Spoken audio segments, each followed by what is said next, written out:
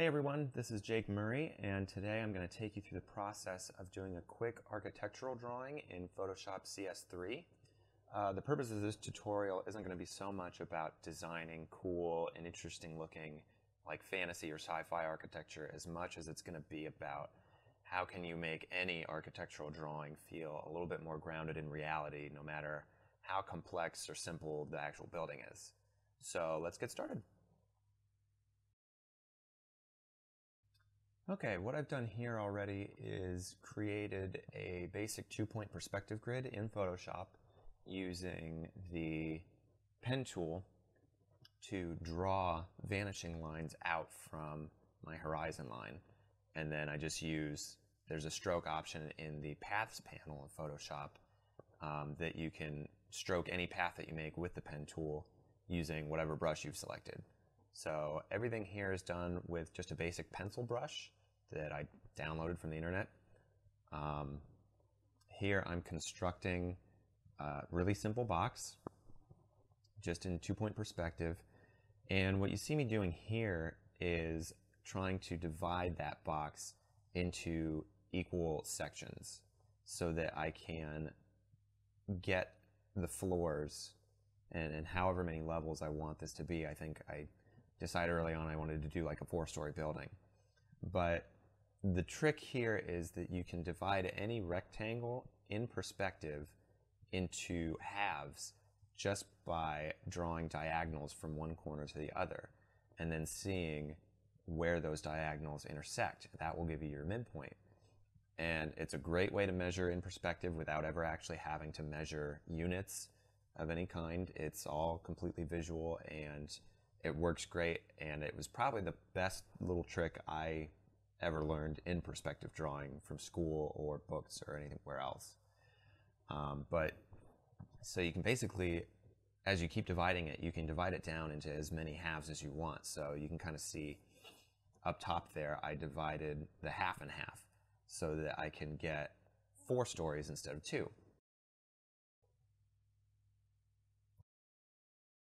Throughout this whole tutorial, really, this is probably going to be the most technical I'm going to get with perspective. As far as perspective techniques,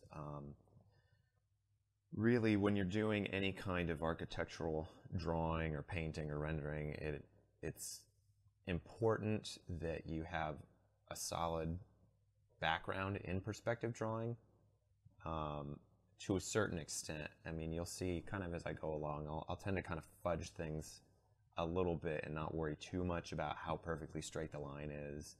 But I've started with something that is technically correct here in perspective, and that really gives me the guide to start building off of for this building. And that's really, kind of the first step in believability, is that we need this thing to feel correctly divided and feel like it is technically going back into space, because that's what real buildings are like. So you can see now that I've got my box all set up and divided up the way I want it to be. Now I can start to add in some details and some architectural kind of nuances, like the upper lip here on the rooftop. Sometimes my mind just kind of wanders, and you can see I just automatically went to the air conditioning unit and like the stairs on top of the roof. But I mean, those things also kind of affect the overall silhouette of the building, which in this case, it's gonna more or less stick to being a giant box, but silhouette is important to overall design. And so it is something that you'll probably want to be thinking about if you're drawing this from your imagination, as I'm doing here. But all of this stuff with the perspective drawing and dividing and anything pretty much I'm going to go through here will also kind of apply to any drawings you do on site. If you live in a city or something and go out and want to try to draw buildings, which I would highly recommend, you can use these techniques to kind of adapt what you're seeing in the 3-dimensional world onto the 2D surface of the paper.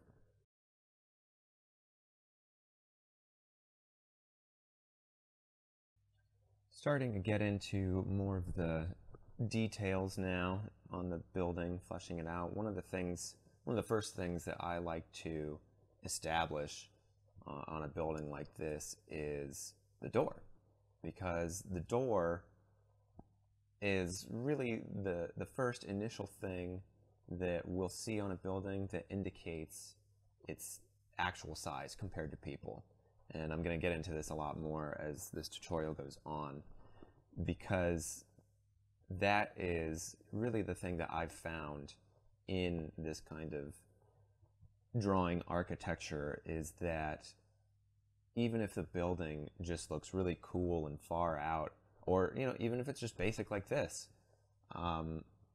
if we don't get a good and accurate indication of how big this thing is compared to a person, and how a person interacts with it, then it doesn't feel like it's in a real world. It's cool to design buildings just for the sake of the building, but you always have to remember too that the buildings are around because people or something makes them, and they're made to be functional. They're made to be houses, they're made to be factories or places where people work, or just anything, but they have a purpose and they have a function, and you always have to be aware of that function and how people relate to it. How would this be built by a person? What would they want? What would they think is important? How big does it need to be compared to people? So just things like that to always kind of keep in the back of your mind as you're designing and drawing these things will really help sell the believability and the reality of it.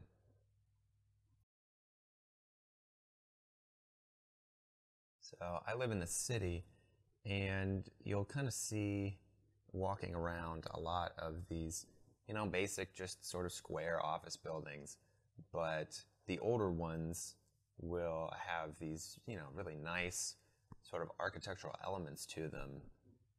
It was before everything just went to straight boxes with windows. But so you'll see here, I'm dividing up that upper floor to be something a little bit more decorative. If this is an office building, then yeah, it's going to be pretty just sort of functional, but you can still have some of these older architectural elements in it to kind of give a little bit of interest. But as you saw, I just basically divided up the space the same way that I divided up the box initially. And I just kept subdividing those divisions to get it down into halves, so that now I have, all of these pretty accurately measured spaces for where I can put these arches and these columns for the windows that I'm going to put in here.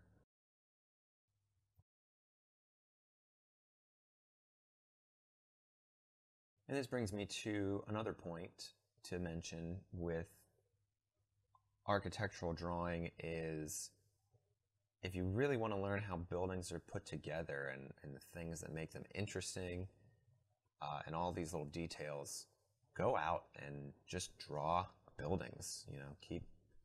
Keep them in your sketchbook. And I've done this enough that in this case, I'm not using any direct reference, any photographs or anything to draw from. It's just all things that I've kind of put into my visual library in my brain just from drawing it. So a lot of these are just some of the little details that I've drawn before that I thought were most interesting on the buildings downtown that I've drawn. And yeah, they just resurface. You just remember some of the things that you liked, and you can put them in. But, you have to study it. You have to go out and experience it. Otherwise, you're just going to be limited basically by what you can find in photographs, which with the internet, there's plenty of things you can find, and that's not to say that I don't use photographs to draw buildings from at all. But for something like this that I'm just drawing out of my head, that these details come from things that I have drawn already.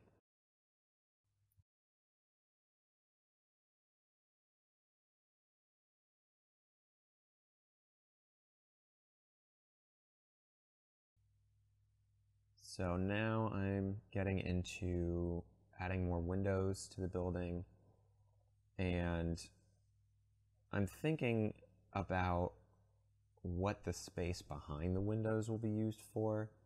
In terms of this office building, what you'll see in a lot of maybe older office buildings is that the first floor tends to be dedicated to reception areas or cafeterias or areas where it's assumed that there's going to be a lot of people gathering and where it's a little bit more sociable.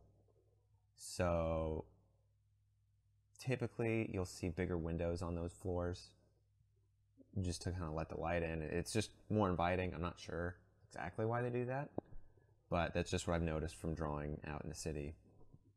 And it also helps to vary up the design of the building. You know, here on the upper floors, in the middle floors here, I'm going for a little bit longer windows.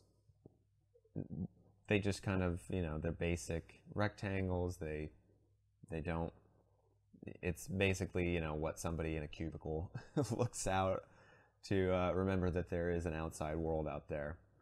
But a point to talk about when doing windows on a building like this is that they don't all have to be just squares in a grid. There's a lot of variety in the way windows are designed on buildings in architecture. You can have them inset into the bricks. You'll see I kind of go back to it here and see what I'm talking about. But here I'm adding another detail that kind of helps with the believability of it. I start adding the fire escape, and with this I was just sort of thinking about, you know, obviously we have the front door, but that can't be the only door into the building. It's a big enough building, there should be other exits, right? And where would those exits be? The fire escape also helps, again, break up a little bit the strict boxiness of this building and kind of gives us something a little bit more interesting to look at.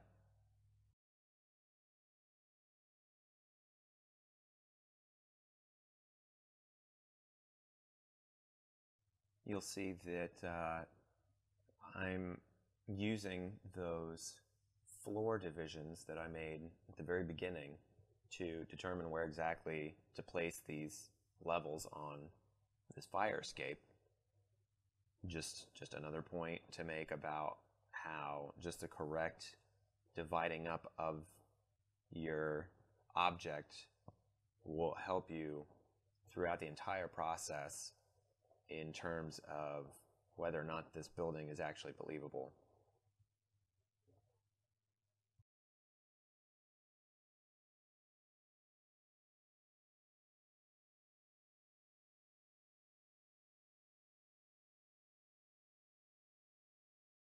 You also really want the size relationships of the things in your drawing to be pretty consistent.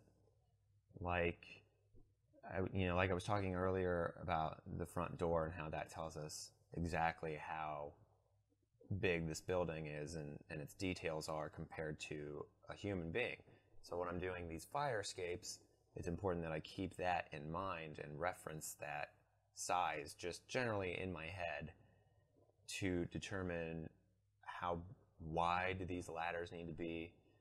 Here I'm adding the doors, the exits, and you just constantly referring back to that first door that I drew to inform about how big these other doors need to be so that they feel consistent with all of the other details in the building. And you constantly want to be making sure that your windows feel in proportion to the doors, which feel in proportion to the floors. Everything needs to have a certain human proportion about it so that it feels usable. so that I could actually walk into this building and, you know, not fall through the floor or end up in another dimension or something. But here I'm adding more little details. So usually you see something like a dumpster kind of around the fire escapes. It's sort of the side of the building that's not necessarily supposed to be seen from the front. So that's where you'll put a lot of these just utilitarian kind of details. Some trash bags there also kind of give an indication of how big a person is compared to this thing.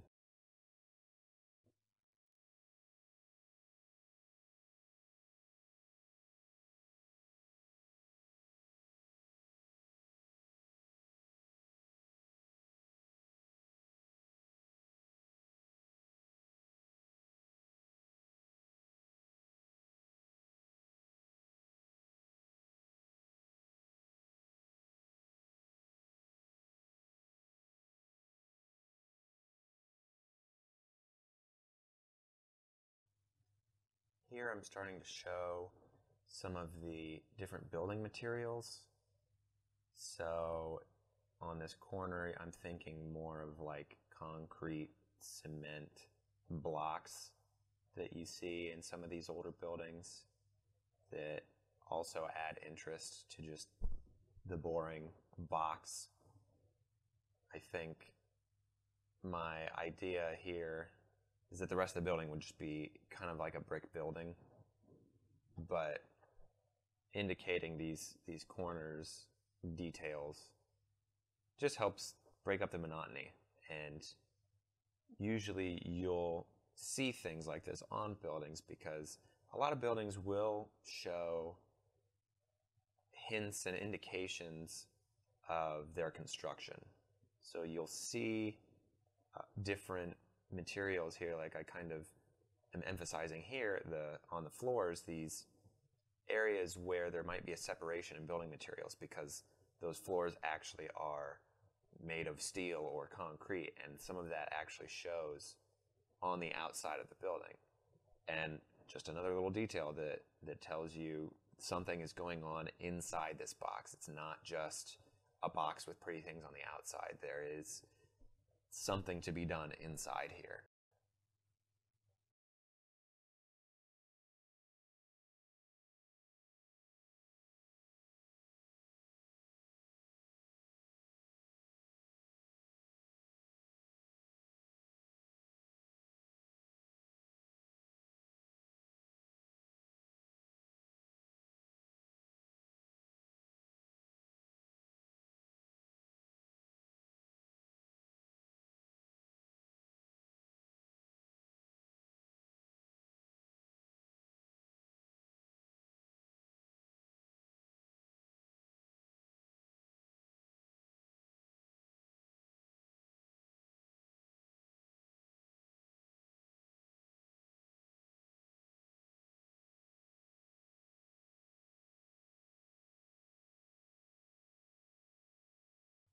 So now coming back to those front windows I was talking about earlier, here you'll see I'm working on trying to get them to feel inset from the front. So it implies different levels of depth in the side of this building, which is always nice. The other thing is that I imagine this second and third story of this building is where most of the administrative stuff takes place. It's all the office-y things. And usually those areas of the building will just have these windows that encompass both floors. You know, there's not a lot of variety of the windows between those floors. For the most part, on a building like this, your most interesting architectural details and windows and things like that are going to be on your top and bottom floors. The bottom floor being the one that people walking around from the outside will see mostly, and the top floor being the one that all the bigwigs are going to sit up in and have their views out over the city.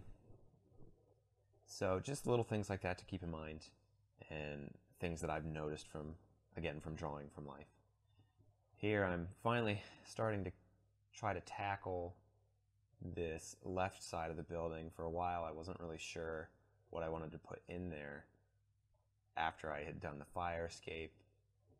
I wasn't sure how decorative I wanted it to be, because like I said before, this is sort of the side of the building that isn't really meant for people to see so much as the front. So it can be kind of utilitarian, and you see I'm just sort of putting in similar windows here that I just did on the front for the offices and the cubicles and those floors. But yeah, I'm just kind of exploring at this point until I find something that I think feels right and looks good. So adding a little sign next to the door, just another little detail.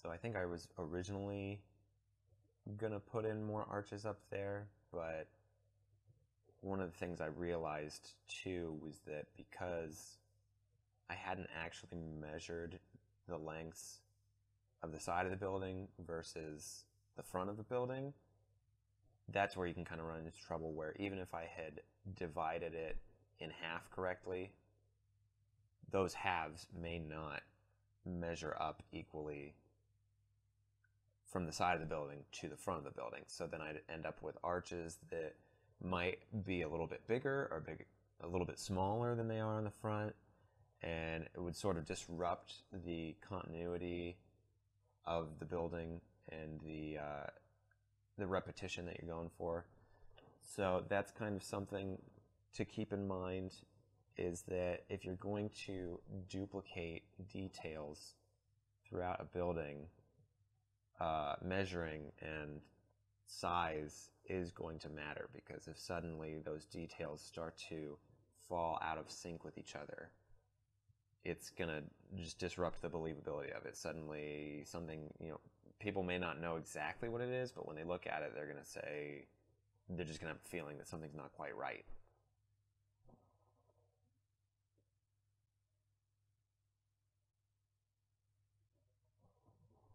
Okay, and I think at this point I'm fairly happy with the building itself.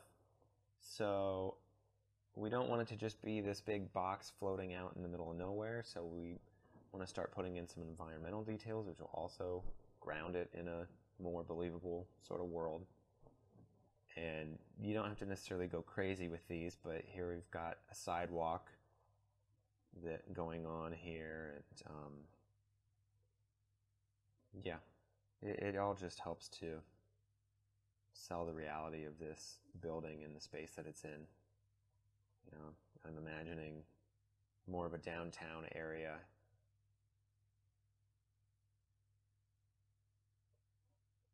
And trees are another great way to indicate size relationships with architecture, because as human beings, of course, living on the planet Earth, most of us see a lot of trees in our lives, and we have sort of a general knowledge of how big a tree is compared to a person. So even if you don't put any people in your drawing, which I will here actually in a minute, but even if I hadn't, things like these trees and the sidewalk and things that we can immediately relate to size will help this building feel more real and more usable, just in terms of its size compared to people. And that's basically what this tutorial has kind of been about, and what I keep harping on here. But it's really the thing that, for me, kind of clicked in my brain once I started doing it and thinking about everything in terms of size relationships, whether or not it's actually measured out on the paper. Just thinking about it and being aware of it is when I started to notice that my architectural drawings started to feel more real, started to feel more convincing, was because I was paying attention to these things. And and drawing them mostly correctly. I mean, there's a lot of assumption that goes on here. Obviously, you can see I'm not measuring everything, but you don't have to. I mean, you can get away with these little details as long as you have a general idea of how big they need to be and all that stuff. So here, I'm just adding like a newspaper bender thing. And this is kind of where you can just sort of go crazy, either for good or for bad. You can go crazy with all these little details, which, for me is always the most fun part about doing something like this is putting in those little details and giving this world a more lived-in, realistic feel to it.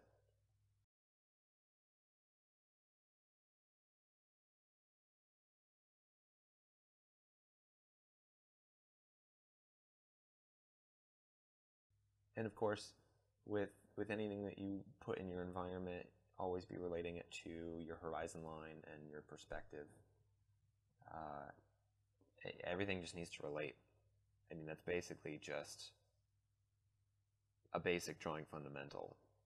If you're going for realism, is just everything needs to relate believably. So yeah, here I'm just kind of checking it out, and I think, yeah, we're pretty much at the end of the drawing there. I want to thank you guys for listening to me talk here. I hope it was helpful. And if you get a chance, come check out more of my work on my website at murart.com. Thanks again. Guys, have a good one.